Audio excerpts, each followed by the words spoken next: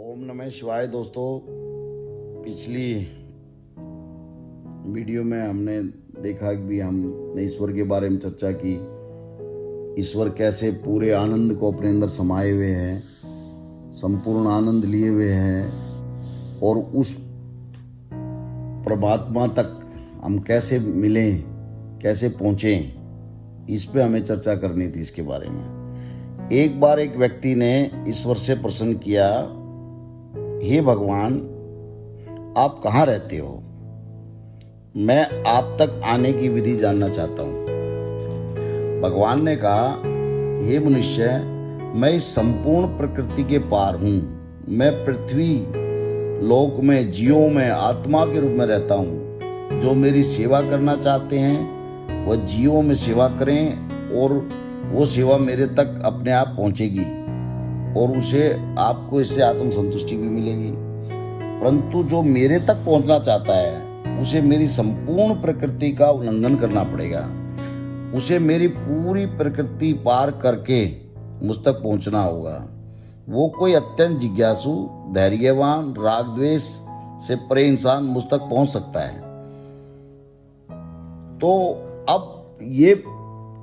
अब इसके बारे में हम चर्चा करेंगे कि परमात्मा तक पहुंचने की विधि क्या है। उसकी विधि पहुंचने की, ईश्वर तक पहुंचने की विधि जानने के लिए सबसे पहले ईश्वर की प्रकृति क्या है, कैसे उसका हम उल्लंघन करें, तो उसकी प्रकृति को पहले समझना पड़ेगा। अब देखिए, ईश्वर की प्रकृति, ईश्वर ने अपनी चलायमान इसको पूरी पृथ्वी को गति देने के लिए इसके अंदर काम, क्रोध, मोह, लोभ, ये ऐसे पिलर डाल दिए हैं। ये इन स्तंभों पे उसकी पूरी पृथ्वी खड़ी हुई है, या इनके आधार पे चल रही है। अगर ये निकल जाएं तो हम पृथ्वी का स्वरूप ही खत्म हो जाएगा, चलायमान ही नहीं होगी। ये ईश्वर के लिए तो ये बहुत उपयोगी है। जितने भी राग द्वेष हैं, जितनी भी वासनाएं हैं, वो इसलिए भगवान ने डाली ताकि ये प्रकृति चलती रहे। आप मोह डाल दिया। मोह है तो आपने देखा होगा, आदमी सुबह दुकान पे बैठता रात तक मोह बस बैठा रहता है। लोग 12-12, 18-18 घंटे काम करते रहते, पूरी यंग एज कर देते हैं भी मैं अपने बच्चों के लिए, उसके लिए वो मोह उस काम को करवा रहा है। तो ये जो मोह डाला भगवान ने, मोह और माया, अगर मोह और माया हटा दें तो आज प्रकृति निष्क्रिय कौन जाएगा? किसी को मोह ही नहीं होगा, लोभ ही नहीं होगा, तो कौन पूरा दिन उसको करेगा, और इसके मायने खत्म हो जाएंगे। तो ईश्वर के लिए तो मोह और माया उसके बहुत बड़े उपयोगी चीजें हैं, पर हमारे लिए ये दुख का कारण है। क्यों? भगवान ने शरीर के अंदर फीलिंग डाली। फीलिंग्स आते, जब वो आत्मा डालते, फीलिंग आते, दुख और दर्द आना चालू हो गया। दुख और दर्द आना चालू हो गया तो अब यही एक समस्या कि हम दुखों से छुटकारा कैसे प्राप्त करेंगे। और जब ये बात होगी भी, जितना भी आनंद है उस परमानंद के पास है, और किसी चीज में आनंद नहीं है। दुनिया का सारा आनंद परमात्मा ने अपने पास समेटा हुआ है, और किसी भी चीज में आनंद नहीं है। वो शारीरिक सुख है, इंद्रिय रस है, वो हमने चर्चा पूरी वीडियो में कर चुके हैं, मैं दोबारा उसको करना नहीं चाह रहा। तो अब क्या है, अब ये तो भगवान की प्रकृति है। मोह, माया, काम, क्रोध, गुस्सा, नफरत, ईर्षा, द्वेष, ये जो चल रही है, ये उसकी एक ये बह रही है। ये पर परमात्मा इसके पार है। अब देखना, अब गेम ऐसे चालू होती है। अब हमें अगर परमात्मा तक पहुंचना है तो हमने इन पूरे राग द्वेष की, इन पूरी काम वास, इन सब से पार जाना पड़ेगा। मैं आपको एक छोटा सा उदाहरण देता हूँ। आप सब लोग गंगा जी गए होंगे, गंगा स्नान किया होगा वहां पे। तो गंगा स्नान, गंगा का भाव गोमुख से होता हुआ, गंगोत्री से होता हुआ, बहता समुद्र में गंगा मिल जाती है। अब कोई जिज्ञासु ये प्रश्न करे, अभी मैं ये गंगा निकलती कहां से है? ये गंगा निकलती कहां से है? मैं गंगोत्री तक, गोमुख तक जाना चाहता हूं। तो अगर वो, अब क्या करना पड़ेगा? उसकी धारा के विपरीत जाना पड़ेगा हमें। उसके भाव के विपरीत जाना पड़ा। भाव के विपरीत जाना कितना कठिन है, भाव में बड़ा कितना आसान है। अगर हम उसके भाव में बहते बहते बहते बहते चले जाए तो आराम से बिना कुछ करे ही नाव अपने आप समुद्र तक चली जाएगी, बिना ज्यादा मेहनत करे। पर हम उसके अगर विपरीत जाएं, अगर हम ये सोचे कि हमने गौमुख तक जाना तो हमने उसकी तेज धारा के पार जाना पड़ेगा। तो ऐसे ही परमात्मा तक जाना, पहले जो काम वासनाएं की, राग द्वेष की जो गंगा बह रही है ना, हमने इसको पूरी को पार करना पड़ेगा, वहां ईश्वर मिल जाएंगे हमें। और वो जो ईश्वर है वो हजारों लाखों डायमंड इकट्ठे भी होके जो चमकते उससे भी ज्यादा चमकीला है। अमृत धाराएं वहां बहती हैं, आनंद से भरपूर है, वो हमारी कल्पना के भी परे है, इतना आनंदित है। पर जो अत्यंत जिज्ञासु व्यक्ति है वही वहां तक जा सकता है, पर उसके लिए उसे ये सारी चीजों का त्याग करना पड़ेगा। वो सारी चीजें के त्याग कैसे होगा? हमारे शरीर में है, कोई चीज हमारी है, नहीं दे रहा है, क्रोध आना है, स्वाभाविक है, प्रकृति है, पर उसके बाद भी हमें क्रोध नहीं आता है तो ये प्रकृति का उल्लंघन है। भगवान ने कहा मेरी उल्लंघन करके आना पड़ेगा। किसी चीज में लोभ आना आपका स्वाभाविक है, पर आपके अंदर लोभ नहीं आता है तो प्रकृति का उल्लंघन है। ऐसे ही मोह है, माया है, मोहवश काम करना ठीक है, पर आप मोह माया से ऊपर उठ जाए तो आप प्रकृति के उल्लंघन करने लगे, ये ईश्वरीय गुण आपके अंदर आने चल जाएंगे। जब ये ईश्वरीय गुण आने जाए आप ईश्वर की तरफ अपने आप की यात्रा बढ़ जाएगी। हर परमात्मा का अंश आपके शरीर में आत्मा रूप में रहता है। शॉर्टकट में आप इसे यूं भी कह सकते हो, आपकी अपने अंदर की भी यात्रा है। इसको हम दूसरे रूप में अगर इसको लें तो ये कहें आपको अपने तक ही पहुंचना है। पर आपके अपने तक पहुंचने में क्या है कि आपकी आत्मा है वो पूर्ण आनंद से परमात्मा का अंश है, उतनी डायनेमिक है, पर उसके ऊपर काम की, क्रोध की, मोह की, लोभ की मोटी मोटी परतें जमा हो गई हैं। उसमें आत्मा दब गई है और हम संसारिक भाव में गंगा की तरह, गंगा वहां से घूमने के उसी भाव में हम समुद्र में गिर गए, समुद्र से फिर बाष्प बन के फिर वो बर्फ ऊपर पहाड़ों पर बर्फ बनी, भर के फिर पिघल गई। हम ऐसे ही हम भी ऐसे ही संसार में पैदा हुए, बड़े हुए, शादी हुई, फिर बच्चे हुए, मोह हुए, फिर मृत्यु को प्राप्त हो जाते हैं, फिर दोबारा जन्म लेते हैं, फिर दोबारा ये करते रहते हैं। पर कुछ लोग ऐसा होते हैं भी ये क्यों कर रहे हैं, हम क्यों बूढ़े हो। आपको मैं एक उदाहरण देता हूं भगवान गौतम का। आप सब जानते हैं भगवान गौतम बुद्ध भगवान जो थे वो राजा के पुत्र थे, वैभव था, सारी बात थी, पर बचपन से ही उनका आध्यात्मिक की तरफ रुझान था। तो उसके पिता ने देखा भी ये सांसारिक भाव में नहीं बह रहा है, विपरीत सा चलता है। तो उसने उनकी शादी कर दी भी, थोड़ा सा मोह आएगा, पत्नी आएगी, बच्चे होंगे तो ये मोह माया में फंसेगा, फिर का राज तिलक करना है, राजा बनाना है इसको, और उसको राजपाट के गुरबिश करने, पर वो नीरस रहता था उसका मन। जब एक बार घटना, सब प्रचलित घटना आपको पता है, वो एक बार मंत्रियों के साथ अपने जा रहा था तो उन्हें देखा कि भी कोई बूढ़ा आदमी है रो रहा है। तो उन्हें कहा ये बूढ़ा क्यों रो रहा है? बोला जी ये वृद्ध हो गया है, इसके रोग लग गए हैं शरीर में, इसलिए रो। तो बोला ये वृद्ध क्यों? बोला जी वृद्ध तो सबको ही होना पड़ता है। तो भाई वृद्ध सबको होना पड़ता है, तो बोला फिर इस जीवन का फायदा क्या है? फिर उसने और देखा लोग कितने दुखी हैं, तो उसका जो और भी मोह भंग हो गया, इन बिटवीन उसके बाद की शादी कर दी। शादी करने के बाद उसके बच्चा हो गया, पर उसकी तीव्रता, जिज्ञासा परमात्मा प्राप्ति की बढ़ती जा रही थी डे बाय डे। एक दिन उन्होंने सोचा मैं तो इसमें फंसता चला जाऊंगा, और वही बात है वो गंगा बहाती भी तुम्हें समुद्र में ले जाएगी, फिर दोबारा इस जीवन। पर उसको परमात्मा के तक मिलना था, परमात्मा पर। तो उसने उल्लंघन चालू किया। उसने सबसे पहले क्या किया, रात को ही अपनी पत्नी और बच्चे को, माँ बाप को, पूरे राज परिवार को वो छोड़ के जंगल की तरफ आ गया। तो अब आप देखो कितना बड़ा त्याग तो उसने वहीं कर दिया। राजपाट जिसके लिए लोग पूरा जीवन लगा देते, मिलता नहीं संसार आदमी को, उसने तो उसके बाद मिला हो तो वो छोड़ के आया है। पत्नी, बच्चे सब में मोह था, तो उसको देखो मोह पे विजय प्राप्त कर ली उसने, त्याग पे, लोभ पे विजय प्राप्त कर ली। शांत स्वभाव का वो बचपन से ही था, तो काम पे, काम वासना पे उसने विजय प्राप्त कर ली। तो एक एक चीज पे विजय, हमारे परमात्मा तक के विजय में यही अड़चने हैं, यही बैरियर है। काम है, क्रोध है, मोह है, लोभ है, ईर्षा है, द्वेष है, मोह है, माया है, सारे ये चीजें।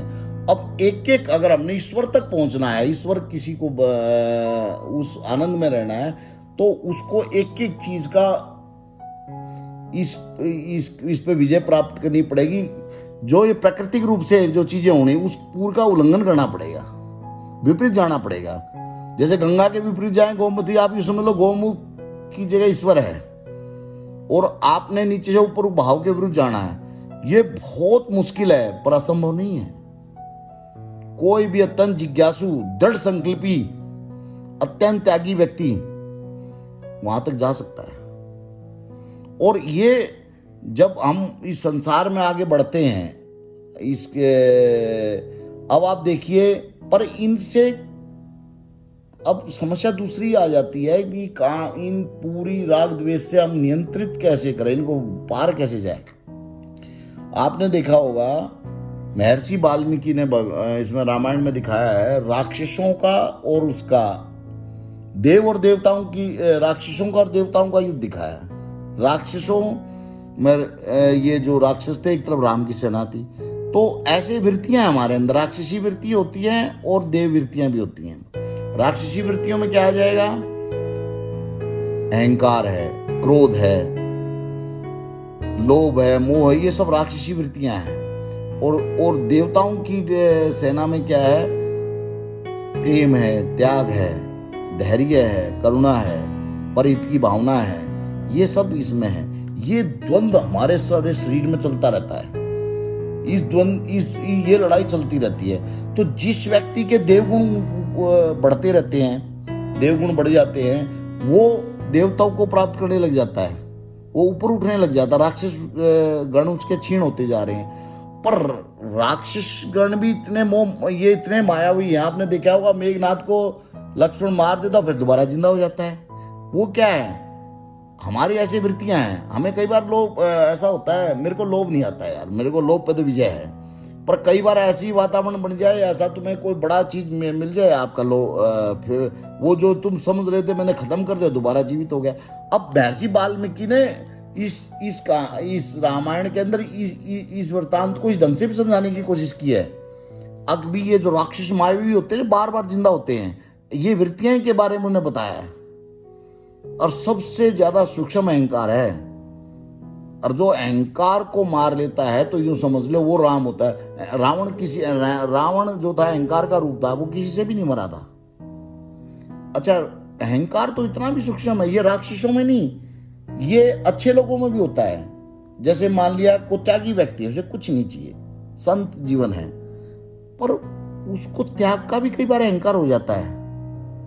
वो कहता भी मैं की बात करने लग जाता भी, मेरे अंदर मैं नहीं लेता हूँ किसी कोई रिश्वत को दे के दिखाएगा, मैं तो उसे अपने त्याग का ही अहंकार हो जाता है। कई मैंने ऐसे देखे सज्जन पुरुष होते हैं, दानी बहुत होते हैं, पर उनको दान का भी अहंकार हो जाता है।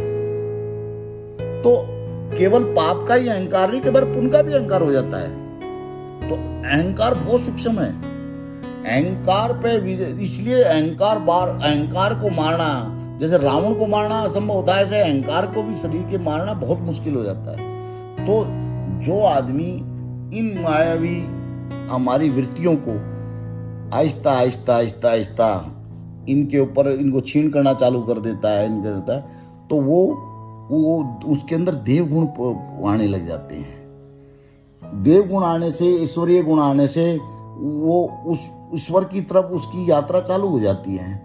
अच्छा, ये जरूरी नहीं है भी आपको इस जीवन में ईश्वर की प्राप्ति नहीं हुई, पर आप जितनी भी यात्रा आप करोगे तो दूसरे जीवन के अंदर, जैसे सपोज करो आपने 40% से आपकी पुण्यवाणी से काम चालू किया, और जब आपका पूरा जीवन हुआ आप 70 तक पहुंच गए, आपने 70% के ऊपर मान लिया पुण्य के साथ आपने इस जीवन को समाप्त किया, आपको नया तो नए जीवन में आपको प्रकृति अपने पास रखती नहीं है।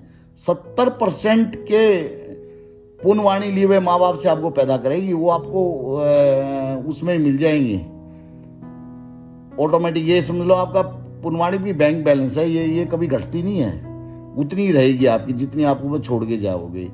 और आपने देखा होगा जितने भी भगवान हुए हैं ये राजाओं के घर पैदा हुए हैं ज्यादातर। क्यों हुए हैं?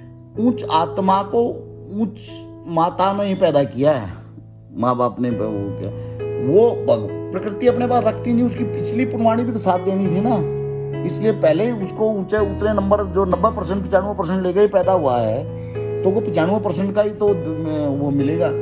तो इसलिए आप निरंतर अपने राग द्वेष के ऊपर आहिस्ता आहिस्ता इनको क्षीण करते रहें।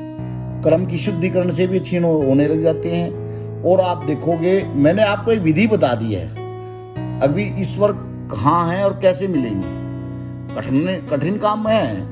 जो गंगा जी का मैंने उदाहरण दिया है वो इसलिए उदाहरण दिया है, जितना कठिन उसके विपरीत जाना है कई बार तो असंभव लगता है, परंतु कोई दृढ़ संकल्पी व्यक्ति वो पार भी जा सकता है। यह असंभव नहीं है। ये इतना हो सकता है तलवार की धार के चलने के बराबर है, पर ये असंभव नहीं है। और आप देखोगे कि एक दिन उस आनंद में, प्रकाश में, उस परमात्मा को जैसे जैसे हमारे राग द्वेष क्षीण होंगे, आप यूं समझ लो जो अंदर की हमारे आत्मा है इसके ऊपर राग द्वेष की मोटी परत चढ़ी हुई है। अब ये घिसती रही। मान लिया आपका जैसे काम क्षीण हो गया या क्रोध क्षीण हो गया या लोभ क्षीण हो गया, तो जो भी परत पतली होगी ना, तो फूट के उसके अंदर अमृत धारा ऊपर निकलेगी आपके अंदर। तब आपको महसूस होगा अध्यात्म की ताकत क्या है। आपके चेहरे के ऊपर लाट आना चालू हो जाएगा, आप ज्यादा आनंदित रहने लग जाएंगे, छोटे छोटे सुख दुखों से ऊपर उठने लग जाएंगे। कई बार किसी ने जरा सा कुछ कह दिया, व्याकुलता बढ़ गई, 3-3 दिन नींद नहीं आ रही है उसे। क्यों? अहंकार अपने ऊपर है, ईगो अपने ऊपर है। यार इसने मेरे को ये कह दिया, इसकी हिम्मत कैसे हुई है? आप उसे जवाब नहीं दोगे तो आप कुड़ते रहोगे। तो ये जो दुखों के भट्ठी में हम पूरा जीवन अपना वेस्ट कर देते हैं ना, अध्यात्म की तरफ बढ़ने से, परमात्मा की तरफ बढ़ने से कम ये मोटा मोटा कचरा तो साफ हो ही जाएगा।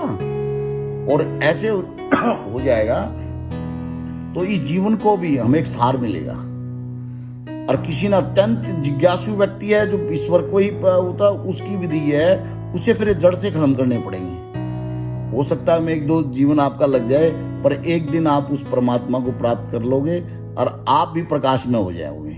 और जब ईश्वरीय गुण बढ़ जाते हैं तो आपको किसी मंदिर में जाने की जरूरत नहीं। जहां आप बैठोगे लोग आपके घर वहां से निकलेंगे तो कुछ नमन करते हुए निकलेंगे। ईश्वरीय गुणों का इतना प्रभाव होता है उनका, ये बहुत तेज लिए हुए होते हैं। ये कहने में आसान है, पर आप जब राक्षसी गुण नीचे चले जाएंगे, देव गुण ऊपर आ जाएंगे, तो आपको चारों तरफ से ही वो उठाएंगे आपको। तो मेरी आपसे ये प्रार्थना है कि हमें ईश्वर मनन में, ईश्वर चिंतन में और उसकी तरफ अपनी यात्रा को बढ़ाते रहना चाहिए।